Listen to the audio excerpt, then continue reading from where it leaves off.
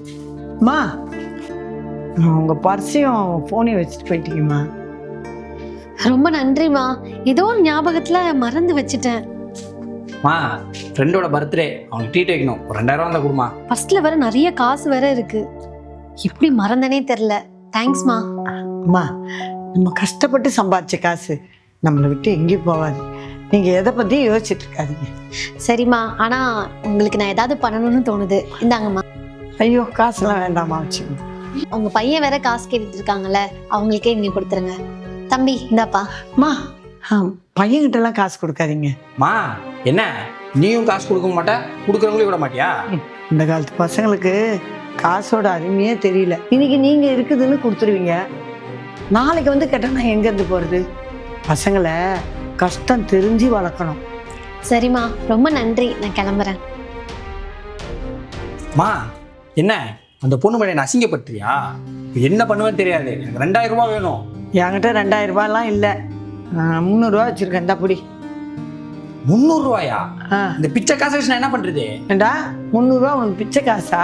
2000 ரூபா சம்பாதிக்கிறதுக்கு எவ்வளோ கஷ்டப்பட தெரியுமா? என்னம்மா இப்படியே பேசிட்டு இருக்க? அப்படி என்ன கஷ்டப்பட்ட? வர்றவங்க இட்லி தோசைன்னு கேட்குறாங்க, அதை எடுத்துட்டு போய் கொடுக்குற, அவங்க காசை கொடுக்குறாங்க. இதுல என்ன கஷ்டம் இருக்கு? உனக்கு அவ்வளோ ஈஸியாக போச்சு.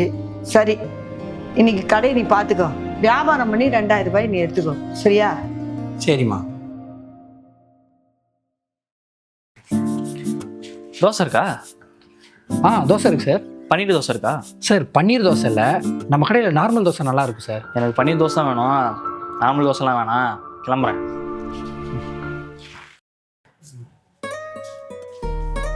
தம்பி, ஒரு 3 தோசை பார்சல். சரிண்ணே.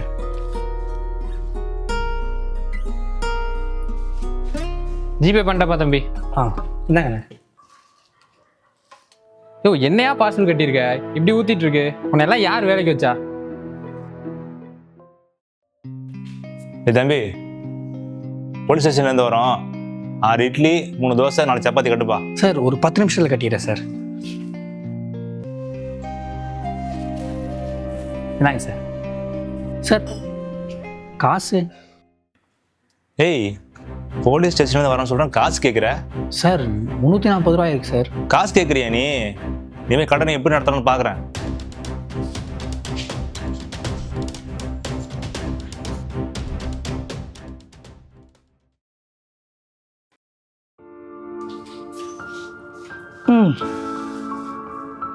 நான் சானே, இன்னைக்கு எவ்வளோ வியாபாரம் பார்த்தா? 200 ரூபா. நான் 2000 ரூபா சம்பாதிக்கிறது ரொம்ப ஈஸின்னு சொன்னேன். அப்படிதாம்மா நானும் நினச்சேன்.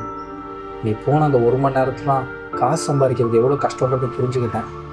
நீ எவ்வளோ கஷ்டப்பட்டிருக்கேன்னு எனக்கு புரியுதுமா. எவ்வளோ வெயில் அடித்தாலும் மழை அடித்தாலும் ஏன் புயலே அடித்தாலும் நீ ஒரு நாள் கூட லீவ் போட்டதே கிடையாதும்மா. உன் கஷ்டம் எனக்கு இன்றைக்கி தாம்மா புரிஞ்சிச்சு. நான் இனிமேல் காலேஜ் முடிச்சுட்டு வந்து உனக்கு டெய்லி ஹெல்ப் பண்ணுறேம்மா. காசு சம்பாதிக்கிறதுலாம் ரொம்ப ஈஸின்னு நினச்சிட்டு இருந்தேன். அது கஷ்டன்றதே எனக்கு இப்போ தாம்மா புரிஞ்சிச்சு. நான் இவ்வளோ கஷ்டப்படுறதே உனக்காக தான்ப்பா. அப்பா அம்மா கஷ்டத்தை தெரிஞ்சு நீங்கள் படித்தா மட்டும் போதும், எதுவும் செய்ய வேண்டாம். சரிம்மா. ஏய் இல்லைடா, என்னடா நினச்சிட்டு இருக்கீங்க நீ உன் பொண்டாட்டியா? என்னம்மா ஆச்சு? இந்த வீட்டில் என்ன ஒரு ஆளை மதிக்கிறீங்களா இல்லையா? நீயும் உன் பொண்டாட்டி என்னென்னமோ பண்ணிட்டு இருக்கீங்க. இப்போ என்னம்மா ஆச்சு? ஏமா இப்படி பேசிட்டு இருக்க? என்ன ஆச்சா? அதான் இருக்காள உன் பொண்டாட்டி, அவள் அம்மாவுக்கும் தங்கச்சிக்கும் பொங்கலுக்கு புடவை எடுத்து கொடுத்துருக்கா. அதுவும் 3000 ரூபாய்க்கு எடுத்து கொடுத்துருக்கா. ஆமாம், நானும் அவன் தான் எடுத்து எடுத்துட்டு வந்தோம். ஏட்டா, மாமியார்னு ஒருத்தி நான் இருக்கனே, எனக்கு ஒரு புடவை எடுத்து கொடுக்கணும்னு தோணுச்சாடா உன் பொண்டாட்டிக்கு? அதை விடுறா, அவளுக்கு அவங்க அம்மாவுக்கு புடவை எடுத்து கொடுக்கணும்னு தோணுச்சு. ஆனால் உன் அம்மாவுக்கு எடுத்து கொடுக்கணும்னு உனக்கு தோணலைல்ல? ஆமாம், பொங்கலுக்கு அவள் ஊருக்கு போகிறோம், அவங்க அம்மாவுக்கும் தங்கச்சிக்கும் ட்ரெஸ் எடுக்கணும்னு சொன்னான், அதனால தான் எடுத்து கொடுத்தேன்.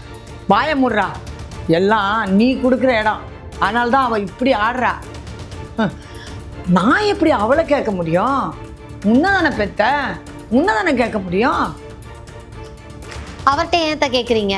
என்கிட்ட கேளுங்க, நானே சொல்கிறேன். மலர், நீ சும்மா இரு. இருங்க, நீங்கள் பேசுனது எல்லாமே நான் கேட்டுட்டு தான் இருந்தேன்.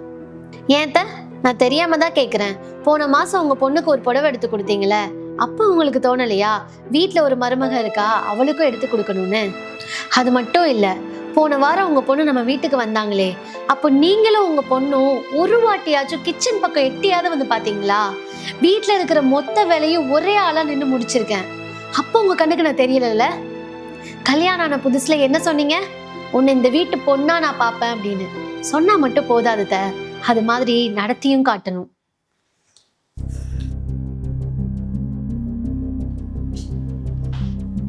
இந்தாங்க த, இந்த புடவை உங்களுக்காக தான் வாங்கினேன், வாங்கிக்கோங்க. இது வரைக்கும் நான் சொன்னதெல்லாம் உங்களை குத்தி காட்டணும்லாம் இல்லை த, நீங்க புரிஞ்சுப்பீங்க அப்படின்னு தான். அது மட்டும் இல்லாம இதெல்லாம் இவர் தான் உங்ககிட்ட சொல்ல சொன்னாரு. என் அம்மாவுக்கு ஒரு புடவை எடுத்து கொடுக்கும்போது உங்களுக்கு எடுத்து தர மாட்டேனா? ஆமாம்மா, நேற்று அவளே வந்து அத்தைக்கு ஒரு புடவை எடுத்துக்கலாம்னு சொல்லி உங்களுக்கு ஒன்று எடுத்தாமா. இங்கே வீட்டில் மாமியாருக்கும் மருமகளுக்கும் நடுவில் ஏதோ ஒரு மனஸ்தாபம் இருந்துக்கிட்டே தாம்மா இருக்கும். அதெல்லாம் அப்பயே பேசிட்டா சரியாயிடும், இல்லை நிச்சயமாக ஒரு நாள் அது சண்டையாக வெடிச்சிடும். இங்கே உட்காந்து பேசினா தீராத பிரச்சனையே இல்லை, ஆனால் நம்ம தான் உட்காந்தே பேசுறது இல்லையாம்மா. நீங்க வேணும்னா என்ன மகளா பார்க்காம இருக்கலாம் த, ஆனா நான் உங்களை என் அம்மாவா தான் பார்க்குறேன். என்னை மன்னிச்சிருமா. இத்தனை நாளாக நான் உன்னை வேற வீட்டு பொண்ணாக தான் பார்த்துருக்கேன், ஆனால் நீ என்னை சொந்த அம்மாவாக பார்த்துருக்கேன். என்னை மன்னிச்சிடுமா. ஐயோ என்னத்த பெரிய வார்த்தைலாம் சொல்லிட்டு, பரவாயில்ல விடுங்க.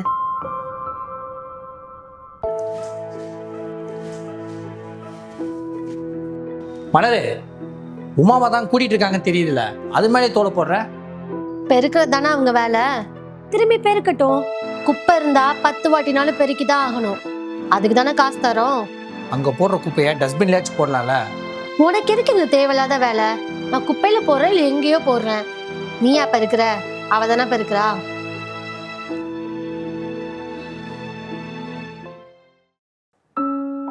மா, தேதி 15ஆவது, சம்பளம் கொடுத்தீங்கன்னா நல்லா இருக்கும்.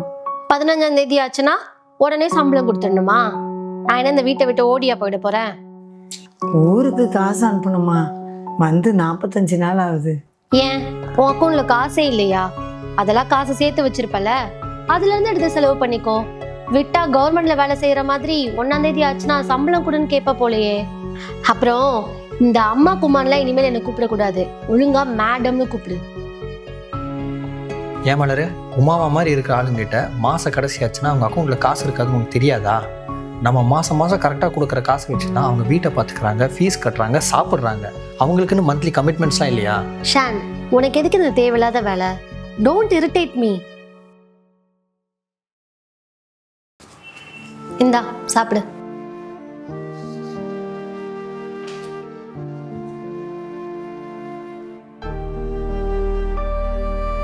மா, சாப்பாடு கெட்டு போச்சுமா. சும்மா ஏதாவது சொல்லிட்டு இருக்காத, கெட்டு போயிருந்தா நான் கொடுத்துருப்பேனா? இல்லைம்மா, நல்ல சாப்பாடு சாப்பிட்டா தானம்மா நல்லா வேலை செய்ய முடியும். அதெல்லாம் நல்ல சாப்பாடு தான். இந்த கூட என்கிட்ட பேசிட்டு இருக்க வேலையெல்லாம் வச்சுக்காத.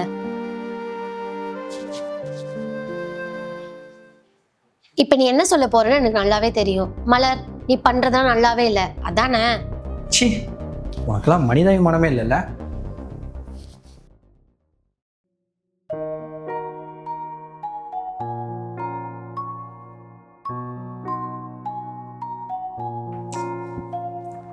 ஏன் ஒரு மாதிரி இருக்க? ஆஃபீஸில் ஏதாவது பிரச்சனையா? ஆஃபீஸில் என் பாஸ் என்னை ரொம்ப டார்ச்சர் பண்ணுறாரு ஷான்.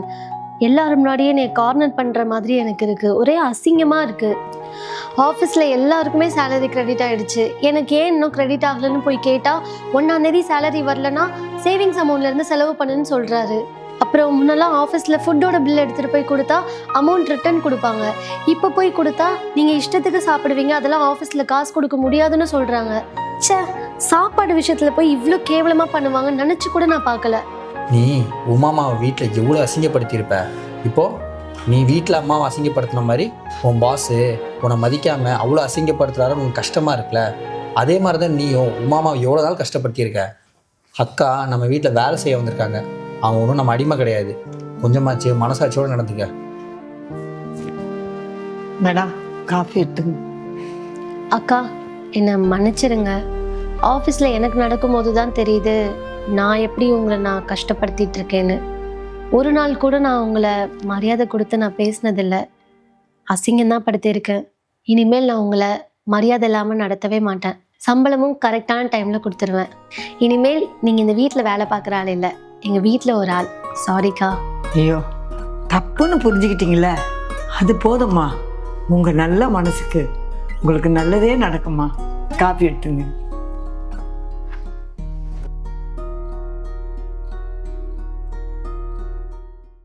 மலரு, வீடு கட்டுறதுக்காக அட்வான்ஸ் பண்ண ஒரு 2 லட்ச ரூபா கொடுத்து வச்சிருந்தல, அதை போய் எடுத்துட்டு வா. ஐயோ, இவர் என்ன இப்போன்னு பார்த்து இந்த பணத்தை பற்றி கேட்குறாரு? என்னாச்சு? போய் எடுத்துட்டு வா. எங்க அது என்ன அந்த பணத்தை ஆன்லைன் ட்ரேடிங்கில் போட்டு அது லாஸ் ஆயிடுச்சு. நீங்களும் என்ன மாதிரி ஆன்லைன் ட்ரேடிங்கில் 1000 ரூபா வாரம் வாரம் சம்பாதிக்கணும்னா கீழே கேப்ஷனில் இருக்க நம்பருக்கு கால் பண்ணுங்க. நம்மளும் பேசாமல் ட்ரை பண்ணி பார்ப்போமா? Hello, this is TSK online trading. Sir, நான் உங்களுடைய ஆன்லைன் ட்ரேடிங் ப்ரொமோஷன் சோஷியல் மீடியாவில் பார்த்தேன். ஸோ அதில் இந்த நம்பர் கொடுத்து கால் பண்ண சொல்லியிருந்தாங்க. இது எந்த மாதிரி ப்ராசஸ் சார்? மேடம், நம்ம ஆன்லைன் ட்ரேடிங் ப்ராசஸ் எப்படின்னா, நீங்கள் ஸ்டார்டிங்கில் ஒரு 10K அமௌண்ட் பே பண்ணுற மாதிரி இருக்கும் மேடம். அப்புறம் மேலே நீங்கள் அமௌண்ட் பே பண்ணுறது உங்களுக்கு டபுளாக கிரெடிட் ஆகிட்டே இருக்கும் மேடம். ஓ, ஓகே சார். ஓகே மேடம், உங்களுக்கு ஓகேனா நீங்கள் ஸ்டார்டிங் பேமெண்ட் கட்டிட்டு உங்கள் ஆன்லைன் ட்ரேடிங் ஸ்டார்ட் பண்ணிக்கலாம் மேடம். Okay sir. இப்போ என்ன பண்ணணும் நான்? உங்கள் நம்பருக்கு ஒரு QR ஸ்கேனர் வரும், அதில் உங்கள் அமௌண்ட்டை பே பண்ணிடுங்க மேடம். ஓகே சார், இப்போவே அனுப்பிடுறேன். Thank you madam. பேசாமல் அனுப்பி டபுளாக நம்ம அமௌண்ட் வாங்கிடலாம்.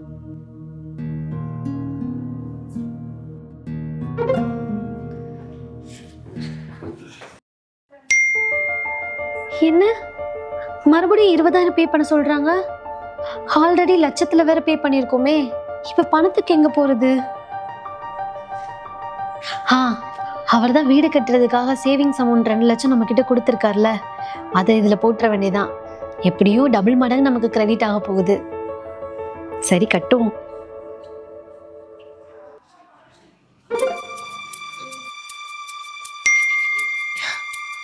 என்ன மணி லாஸ்னு வருது?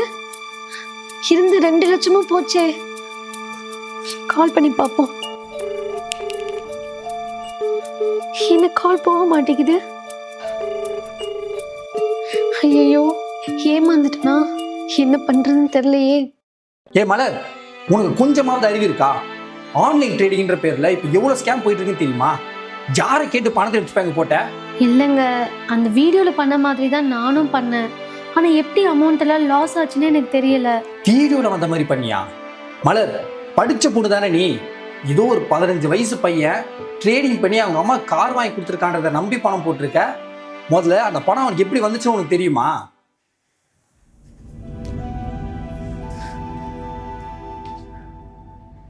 பாத்தியா அவன் எத்தனை பேரை ஏமாத்தி இருக்கான்னு? அதுவும் இல்லாம இந்த சின்ன வயசுல அவ்வளோ இல்லீகல் பெட்டிங் ஆப்ஸை ப்ரொமோஷன் வேற பண்ணியிருக்கான். இதை நம்பி எத்தனை பேர் அவங்க பணத்தை இழந்திருக்காங்க தெரியுமா? இதுல 3/4 பாதிக்கப்பட்டது நம்மள மாதிரி மிடில் கிளாஸ் மக்கள் தான். இப்ப பாரு, நம்ம வீடு கட்ட வச்சிருந்த 2 லட்ச ரூபாய் பணம் போயிடுச்சு. சோசியல் மீடியாவில் ஒரு விஷயத்த சொல்றாங்கன்னா கண்ணை மூடிட்டு நம்பிடுவீங்களா? அது கரெக்டா இருக்குமா தப்பா இருக்குமான்னு கொஞ்சம் கூட யோசிக்க மாட்டீங்களா? உங்களை மாதிரி ஆளுங்க இருக்கிறதுனால தான் இந்த மாதிரி சின்ன பசங்களாம் ஃபேமஸ் ஆகிட்டு போறாங்க. சோசியல் மீடியாவில் எதை சொன்னாலும் நம்பிடுவீங்களா? அது உண்மையா பொய்யா இருக்குமான்னு கூட பார்க்க மாட்டீங்களா? இந்த மாதிரி ஆளுங்களெல்லாம் ஃபாலோ பண்ணி ஃபேமஸ் ஆக்கி விட்டுறீங்க. அவனுங்க இந்த மாதிரி சின்ன வயசுலேயே பெரிய பெரிய ஸ்கேமா பண்ணிட்டு போயிடுறானுங்க.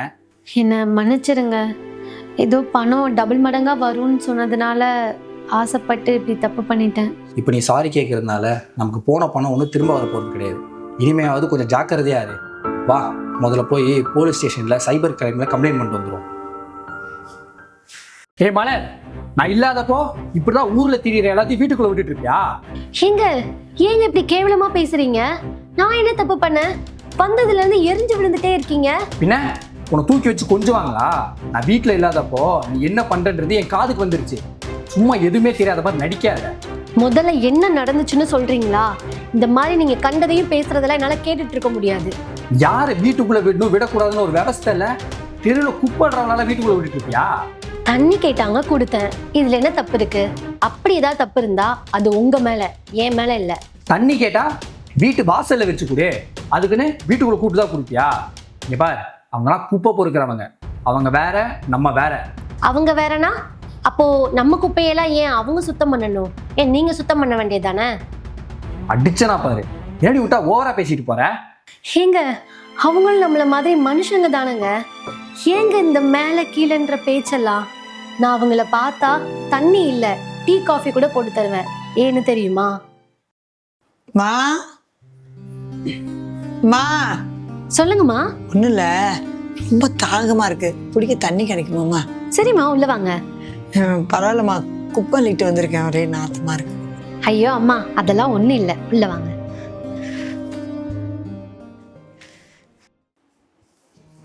ஐயோ அம்மா உட்காருங்க, முதல்ல உட்காருங்கம்மா. நாங்க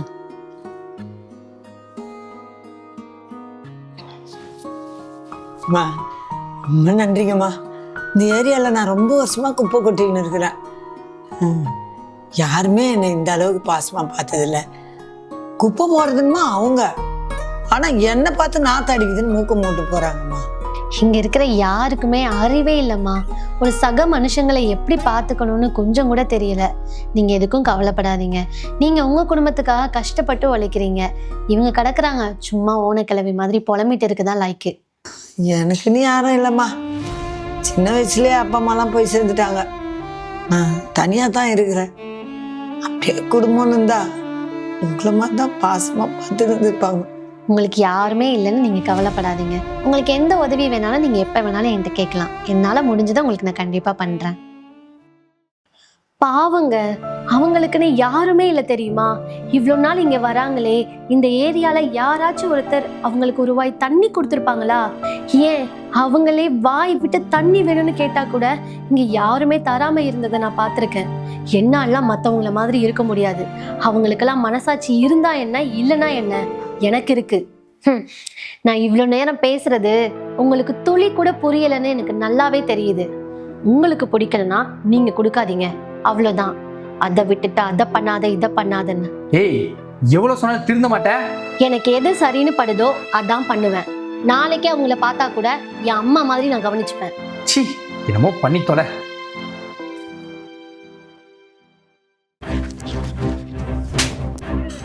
டேய், எல்லாம் வேலைக்கு வர வேணாம், ஒன்றும் வேணாம், மூடிட்டு கிளம்புடா. அண்ணே நான் என்னண்ணா பண்ணேன்? என்ன பண்ணியா? ஏண்டா, ஒரு சிங்களை ஒழுங்கா அடுக்குன்னா அடுக்க முடியுதுல்ல, பெயிண்ட் பூசனா பூச தெரியுதுல்ல, கலவையில் என்னடா அவ்வளோ தண்ணி கலந்து வச்சிருக்க? ஒழுங்கு மரியாதை வேலையை விட்டு போகலாம். வேலை செய்ய தெரியாம ஏன்டா வெளியூர்ல இருந்து எங்க உசுர வாங்குறீங்க? ஏன் இந்த பையனை போட்டு இப்படியே அடிக்கிறீங்க? மேடம், இவனுங்கெல்லாம் ஒரு வேலை கூட உருப்படியாக செய்ய மாட்டானுங்க மேடம். படித்த பசங்களை வேலைக்கு எடுத்தது நம்ம தப்பு. நம்ம ஒன்று சொன்னால் அவனுங்களாம் அவனுக்கு புரிஞ்சுக்கிட்டு பண்ணுறானுங்க. அதனால் அடித்தாதான் அவனுக்கு புத்தி வரும். அண்ணா நீங்க போங்க, நான் பேசிக்கிறேன். தம்பி ஒரு நிமிஷம், இந்த சின்ன வயசுல இந்த வேலையை ஏன்ப்பா பாக்குற? மேடம் நான் ஒரு வருஷத்துக்கு முன்னாடி இங்கே வந்து வேலைக்கு சேர்ந்துட்டேன் மேடம். இங்கெல்லாம் இப்படி தான் மேடம், ஒழுங்காக வேலை செய்யலைன்னா அடிப்பாங்க. எனக்கு இதெல்லாம் பழகி போச்சு மேடம். என்னப்பா சொல்ற? உங்க அப்பா அம்மா எங்க இருக்காங்க? எங்கள் அப்பா அம்மா இந்த ஒரு கட்டட வேலைக்காக வந்தாங்க மேடம். என்னையும் என் தங்கச்சியும் ரொம்ப கஷ்டப்பட்டு படிக்க வச்சாங்க. போன வருஷம் டிசம்பர் 25ஆம் தேதி ஒரு பாலை வேலை செஞ்சுட்டு இருக்கும்போது பில்லர் மேலே இருந்து கீழே விழுந்து 20 பேர் இறந்துட்டாங்க. அது எங்கள் அப்பா அம்மா ஒரு ஆள். அதுக்கப்புறம் நானே என் தங்கச்சி மட்டும்தான்.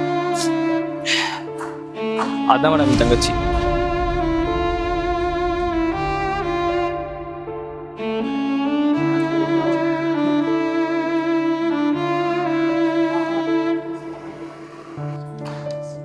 நானும் வேலைக்கு போனேன்னா என் தங்கச்சி யார் மேடம் பார்த்துப்பா?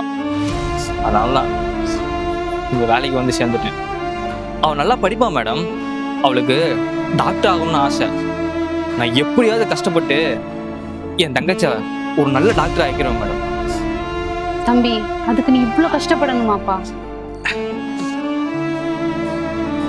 நீங்களாம் எப்படிதான் மேடம், மேலே இருக்கவங்க எப்பயுமே நாங்களை அடிச்சுட்டு தான் இருப்பாங்க. எனக்கு இதெல்லாம் பழகிடுச்சு மேடம். தம்பி, நான் ஒன்று சொல்லட்டா? உன்னையும் உன் தங்கச்சியும் நான் படிக்க வைக்கிறேன். படிக்கிற வயசுல நீங்களாம் இப்படி கஷ்டப்பட வேணாம். நல்லா படிச்சு நல்ல நிலைமைக்கு வாங்க. என்ன மேடம் சொல்றீங்க? அதெல்லாம் வேணாம் மேடம். உங்களுக்கு எதுக்கு வீண் சிரமம்? நான் பார்த்துக்கிறேன். சிரமம்லாம் இல்லைப்பா, இது பேனா பிடிக்கிற கை. மம்புட்டி செங்கல்லாம் பிடிக்க கூடாது. நீ எதுவும் யோசிக்காது. உன்னையும் உன் தங்கச்சியும் நான் படிக்க வைக்கிறேன். என்ன மேடம் சொல்றீங்க? உண்மையாலுமே வா? நான் உங்களுக்கு எப்படி நன்றி சொல்றேனே தெரியல. அதெல்லாம் வேணாப்பா. நீங்க நல்லா படிச்சு உங்களை மாதிரி கஷ்டப்படுற பசங்களை நல்லா படிக்க வச்சா போதும். அதுதான் நீ எனக்கு செய்யற உதவியா இருக்கும். கண்டிப்பா செய்வேன் மேடம்.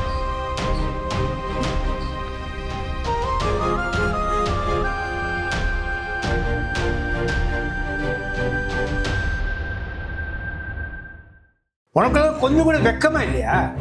அதுல இருக்கிறது நான் இல்ல மாமா, என்ன நம்புங்க ப்ளீஸ். இந்த மாதிரி கேவலமான வேலையெல்லாம் நான் பண்ண மாட்டேன் மாமா, என்ன நம்புங்க. இதை நான் நம்பணுமா? அதான் எல்லாம் தெளிவா இருக்கேன். நீ நல்லா மாட்டிக்கிட்ட, அழுது சமாளிக்கணும்னு பாக்குறியா? என் போட்டோவை வச்சு யாரும் அந்த தப்பான வீடியோ பண்ணியிருக்காங்க மாமா. அந்த வீடியோல இருக்கிறது சத்தியமா நான் இல்ல. நீ பேசாத, என்கிட்ட எல்லா ஆதாரமும் இருக்கு. கல்யாணம் ஆனா ஒருத்தம் கூட இருக்கிறது பத்தாதா? என்ன காரியம் நீ பண்ணியிருக்க? ஐயோ அது நான் இல்ல மாமா. நான் முட்டாள் இல்ல, முதல்ல அதை புரிஞ்சுக்க. என் பையன் வரட்டும், அவன்கிட்ட நான் சொல்றேன். ஏன்ப்பா ஒரு மாதிரி இருக்கீங்க? சுபு, நீ ஏன் ஒரு மாதிரி இருக்க?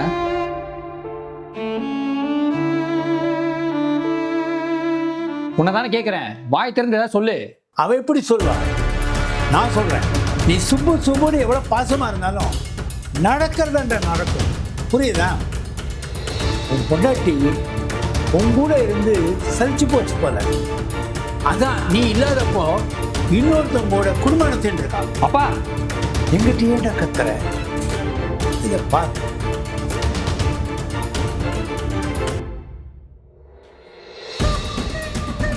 ஷான், என்ன நம்புறல, அந்த வீடியோல இருக்கிறது நான் இல்லைன்னு.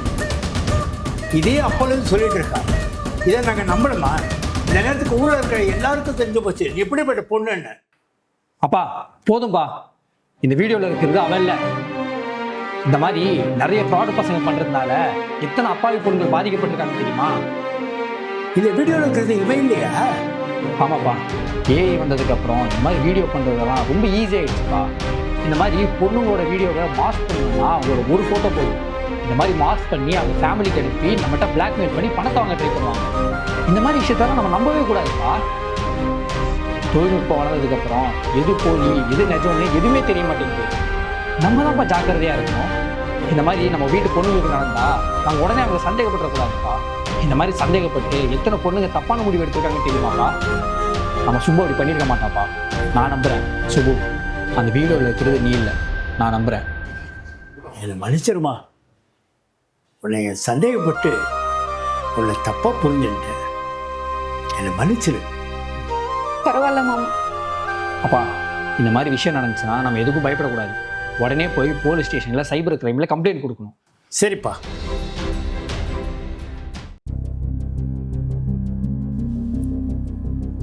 ஏன் சுபா ஒரு மாதிரி இருக்கேன்? எங்க தம்பி கல்யாணத்துக்கு போறோம்ல, உன் தம்பிக்கு ரொம்ப நாள் கழிச்சு வரணும் அமைஞ்சிருக்கு. நல்ல விஷயம் தானே, எதுக்கு மூஞ்சி உருன்னு வச்சிருக்க? பொண்ணு அமைஞ்சதெல்லாம் சந்தோஷம்தான், சீர் செய்ய போறத நினைச்சாதான் பயமா இருக்கு. மச்சானுக்கு என்ன பண்ண போறீங்க? உன் பெரியப்பா பையன் என்ன பண்ணோம்? 10,000 ரூபா கொடுத்தோம்ல, அதை விட டபுள் மடங்கா போட்டு 20,000 செஞ்சிடலாம். என்ன விளையாண்டு இருக்கீங்களா? எங்க அக்கா எவ்வளவு போட போறா தெரியுமா? 5 பவுன் போட போறா. 5 பவுனா? ஆமா, அதுல பாதியாச்சும் போடணும்ல. எவ்வளவு போடலாம்? 3 பவுன் போடலாமா? 3 பவுனா? அப்புறம் கல்யாணத்துக்கு வெறும் கழுத்தோட எல்லாம் போக முடியாது. நான் அடகு வச்ச நகையெல்லாம் திருப்பி கொடுங்க. அது ஒரு 25,000 ரூபாய் ஆகும்னு நினைக்கிறேன். அப்புறம் போயிட்டு வர செலவு அது இதுன்னு ஒரு 10,000 ரூபாய் ஆயிடும். மொத்தம் ஒரு 2 லட்சம் ரூபாய் இப்பவே ரெடி பண்ணி வச்சிருங்க. 2 லட்சமா? என்னால அவ்வளோ ரெடி பண்ண முடியாது. அப்படி இப்படின்னு பறட்டினாலும் என்னால் ஒரு 50,000 தாண்டி ரெடி பண்ண முடியும். அவ்வளோ செலவு பண்ணிடலாம், நம்ம ஒன்றும் சீக்கிரம் கொடுக்கணும் அவசியம் இல்லை. அப்புறம் மீதி காசு யார் தருவா? ஏய், நம்ம குடும்ப சூழ்நிலை புரிஞ்சுதான் இப்படிலாம் பேசுறியா? நீ பாரு, உன் இஷ்டத்துக்குலாம் ஆட முடியாது. இப்போ நம்ம ஊருக்கு போய் காசு இல்லாம அசிங்கப்பட்டு அவமானப்படணும். அதை ஊரே பார்த்து சிரிக்கணும், அதானே? ஏய், இங்கே பாருடி, இவ்வளோ சீர் செய்கிற அளவுக்குலாம் நான் ஒன்றும் சம்பாதிக்கல, புரியுதா? என்னால் எவ்வளோ பண்ண முடியாதோ அவ்வளோ பண்ணுறேன். இங்க பாரு, எங்க அக்கா இருக்கால, எல்லாத்துலயும் ஒரு படி கம்மி தான். அவளுக்கு தக்காளி ரசம் கூட வைக்க தெரியாது. ஆனா இன்னைக்கு ராணி கணக்கா சுத்திக்கிட்டு இருக்கா. இப்போ எதுவும் அக்கா இந்த விஷயத்துக்கு இருக்கிற? எதுக்குன்னா அவளுக்கு நல்ல புருஷன் மாட்டியிருக்கான், மாசம் 1 லட்சம் சம்பாதிக்கிறான். அதனால காதுல கழுத்துல வயிற்றுலன்னு நகை நகையா போட்டுட்டு சுத்துறா. இதுல கல்யாணத்துல வேற 5 பவுன் போட போறா. நான் மட்டும் வெறுங்கையை வீசிக்கிட்டு போனோம். உனக்கு என்னப்பா, நீ பல்ல பல்ல காட்டிட்டு வந்துருவ. சரிடி, என்னால் முடிஞ்சதை பண்ணுறேன். என்னடா பண்ணுவ? என்ன பண்ணுவ? ஏதாச்சும் பண்ணுறேன்டி. நீ ஒன்னும் பண்ண மாட்ட, எனக்கு தெரியும். இந்தா மச்சான், நீ கேட்ட பணம். ரொம்ப நன்றிடா. அதெல்லாம் இருக்கட்டும்டா. இந்த பணம் உன் பொண்டாட்டி தம்பி கல்யாணத்துக்கு சீர் செய்கிற தானே கேட்டிருக்க? ஆமாடா. சரி, நான் ஒன்று சொல்கிறேன்னு கோச்சிக்காத. இந்த காலத்தில் சொந்தக்காரங்களாம் நம்ப முடியல. கொடுக்குற காசு திரும்ப வருமானு கூட தெரியாது. அதனால சொல்கிறேன், சொந்தக்காரங்களாம் சும்மாடா. நம்ம நல்லா இருக்கும்போது வயிற்றுச்சல் போடுவாங்க, கஷ்டப்பட்டா சந்தோஷப்படுவானுங்க. இவ்வளோ தாண்டா அவனுங்க. அவனுக்காண்டி ஏன்டா நீ இவ்வளோ பண்ணுற? ஆல்ரெடி நீங்கள் கஷ்டத்தில் இருக்கீங்க, மேலும் கஷ்டத்தை எடுத்துக்காத. ஏதோ நான் சொல்லிட்டேன், அதுக்கு மேலே உன் இஷ்டம். நீ சொல்கிறதும் கரெக்டு தான்டா. சொந்தக்காரங்கிட்ட காசு கொடுக்குறதுலாம் சுத்த வேஸ்ட்டு. ஆனால் என் பொண்டாட்டி இதெல்லாம் சொன்னால் புரிஞ்சுக்க மாட்டேங்கிறாடா. கடன் வாங்கியாச்சும் சீர் செய்யின்னு சொல்கிறான். சம்பளம் வந்தோடனே அட்டமா சேர்த்து கொடுத்துற மச்சான். சரிடா. சரிடா, வரேன். என்னங்க? சாரிம்மா, நீ கேட்ட பணத்தை என்னால் ரெடி பண்ண முடியல. 25,000 தான் ரெடி பண்ண முடிஞ்சிச்சு. இன்னும் உன் தம்பிக்கெல்லாம் எனக்கு ஒரு 2 மாதம் இருக்குல்ல, அதுக்குள்ளே நீ கேட்ட பணத்தை நான் ரெடி பண்ணிடுறேன். அதை உங்கள் ஃப்ரெண்டுக்கிட்டே கொடுத்துருங்க. ஏம்மா? நம்மளால முடிஞ்சதை நம்ம பண்ணலாம். எங்கள் அக்கா அவ்வளோ பண்ணுறா இவ்வளோ பண்ணுறான்னு சொல்லி நம்ம குடும்ப சூழ்நிலையை புரிஞ்சுக்காம கோவத்தில் பேசிட்டேன். என்னை மன்னிச்சிடுங்க. விடுமா, இப்போயாச்சும் புரிஞ்சுக்கிட்டே நம்ம ஃபேமிலி சுச்சுவேஷனை புரிஞ்சு நடந்துக்க. இனிமேவாச்சு நம்ம கொஞ்சம் சேமிக்க ட்ரை பண்ணலாம்.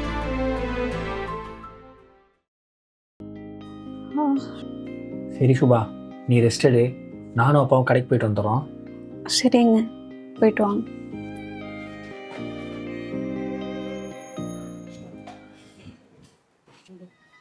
ஒரு நிமிஷம் இல்லைப்பா.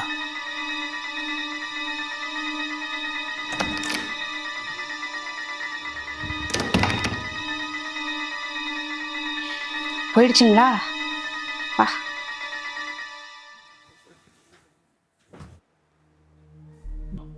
உள்ள போ.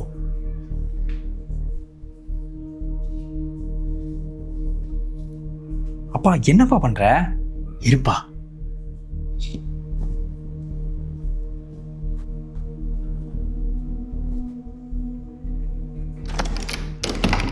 இப்போ பாரு,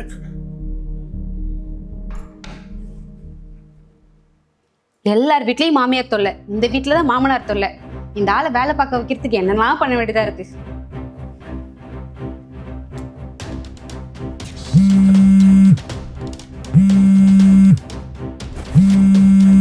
ஹலோ.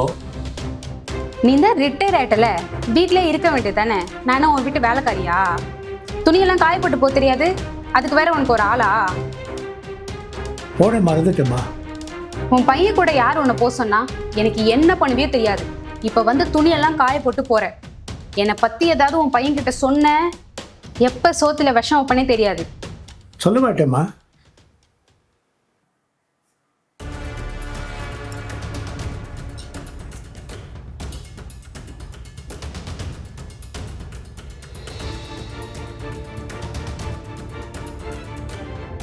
இப்படிதாம்மா செலவு நடக்குது. நீ நம்ப மாட்டேன்னு சொன்னல, இப்போ பார்த்தியா? எனக்கும் புரியலப்பா, சுபா ஏன் இப்படி பண்ணுறான்னு. கஷ்டமான குடும்பத்திலேருந்து பொண்ணு எடுத்தா கடைசி காலத்தில் நம்மளை நல்லா பார்த்துப்பான்னு பார்த்தா என்னை இவ்வளோ கேவலமாக நடத்துகிறோம். அவளுக்கு நீயும் நானும் தேவையில்லை, நம்மக்கிட்ட இருக்கிற காசு தான் தேவை.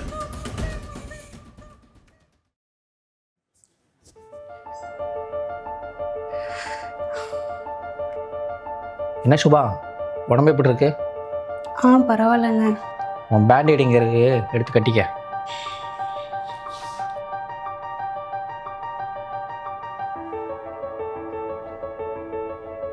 என்ன அடிப்பட்ட இடம் மாறிக்கிட்டே இருக்கு? எதுக்கு இவ்வளோ ட்ராமா பண்ற? இந்த உலகத்துல எந்த புருஷனும் அவன் பொண்டாட்டி அவங்ககிட்ட ஒரு விஷயம் சொன்னா அது பொய்யா இருக்கும் நம்பவே மாட்டான். ஏன்னா அவன் பொண்டாட்டி அவங்ககிட்ட பொய் சொல்ல மாட்டான்ற நம்பிக்கை.